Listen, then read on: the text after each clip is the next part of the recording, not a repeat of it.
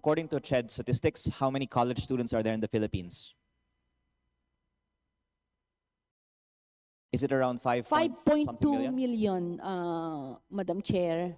Thank you, Madam Chair. So if it's around 1.5 out of 5.2, that's approximately 28 to 30% of all college students in the Philippines who will receive some form of educational assistance from CHED. That's correct po. So we can say, Madam Chair, that there are approximately 2.7 million college students, or 70% of college students who do not stand to receive any form of educational assistance from CHED. I apologize.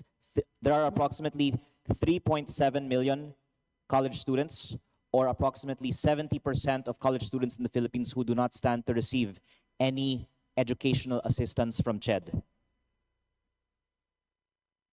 Yes po, that's correct po, because they are enrolled in private HEIs. Yes, Madam Chair, but of the total universe of students who could possibly avail of the various tertiary education or Tulong Dunong program subsidies, how many students would you estimate that would be if we would expand the coverage of this to all possible students under the existing rules of this program? Would that be an additional 2 or 3 million students?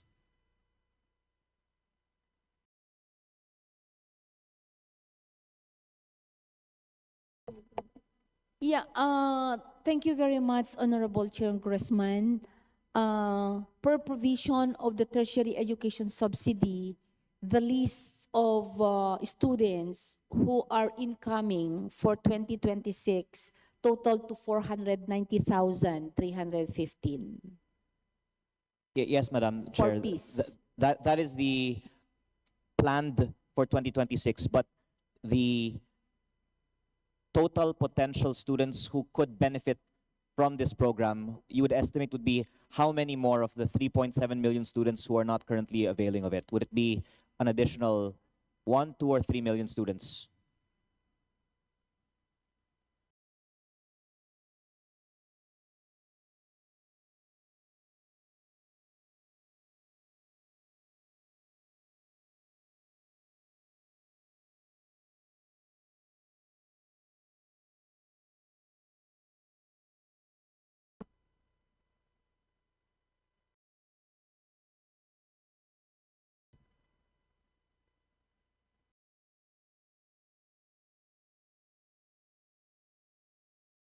Madam Chair, may we request the ED to answer, please? Yes, please proceed.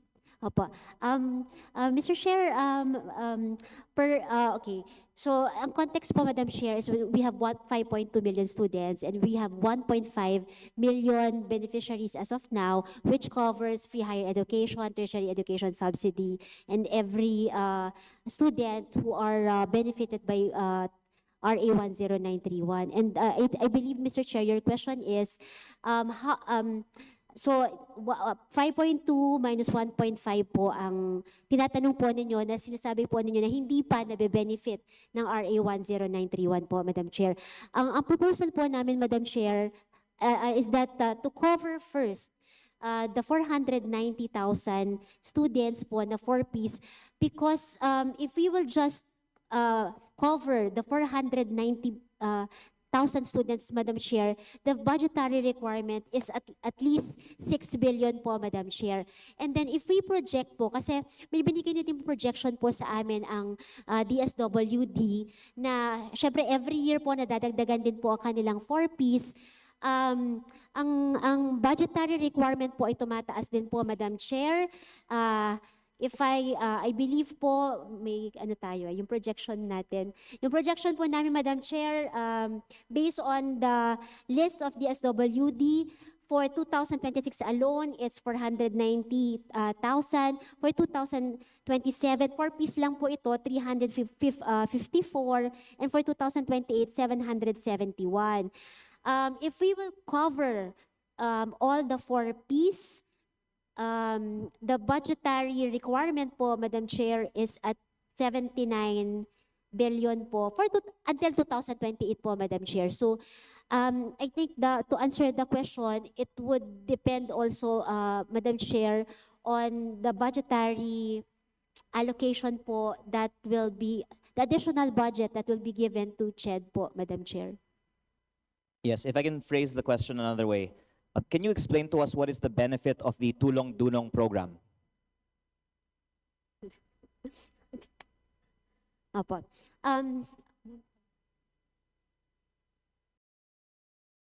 Okay, okay. Based po sa RA 10931 po, Madam Chair, of course, we have the listahan ng 2.0 and then the 4Ps.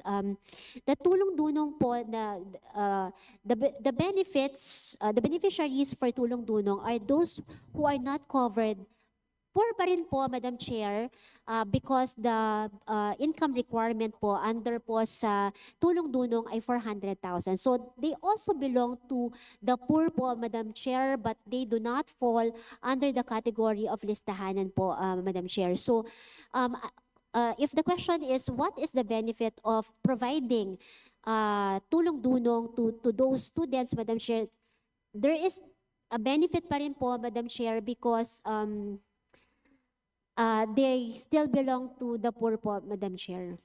Okay, so I can say that this is a very good program, but at the moment, because of budgetary constraints, pinipili lang po natin ang mga beneficiaries sa program na ito. Hindi po natin pa nabibigyan lahat ng mga potential beneficiaries ng Tulong Dunong. Tama po ba? Yes po.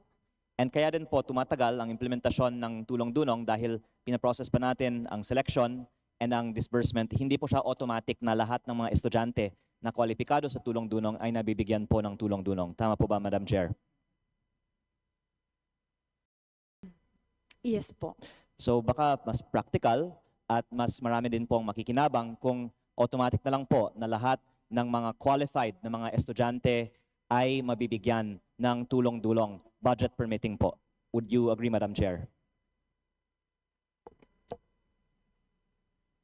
Qualified na Tulong Dunong po. So mabuti po ma'am kung may budget, kung mabigyan na lang po lahat ng mga estudyante ng Tulong Dunong.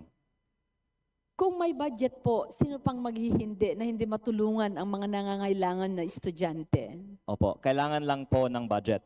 And if we could estimate that there is, let's say, 3 million students who could be given Tulong Dunong who are not currently receiving it, then there might be a need for a budget of, let's say, 30 to 45 billion pesos for the next year. Let's just give a ballpark number of 45 billion pesos. Yeah, we will go back to that, 45 billion. Yes, Madam Chair. I would just like to point out to the other members of Congress that the DPWH budget is around 880 billion, and the flood control budget has been much commented upon, is over 250 billion pesos in the proposed National Expenditure Program for 2026. And perhaps we can fund the extension of the Tulong Dunong program to every qualified student by reducing the DPWH budget by around 5%.